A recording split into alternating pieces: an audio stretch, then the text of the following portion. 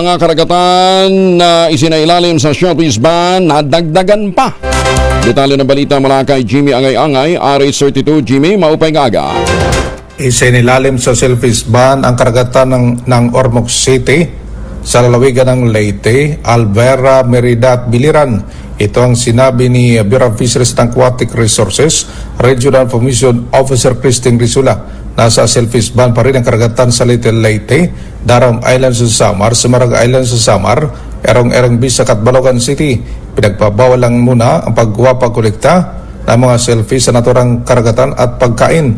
Nasa local red tide warning naman ang karagatan ng Cancabato Bay sa Tacloban, Giwan Eastern Samar, Calbayog City, Matarinaw Bay sa Eastern Samar. May precautionary mission na inisyong BFAR para makaiwas sa peligro ang mga individual dulot ng tuksin ng red tide. Na dito sa DYVL Action Radio Tacloban, ito si RH32 Jimmy Angay-Angay para sa DZRH, una sa Pilipinas, una sa Pilipino.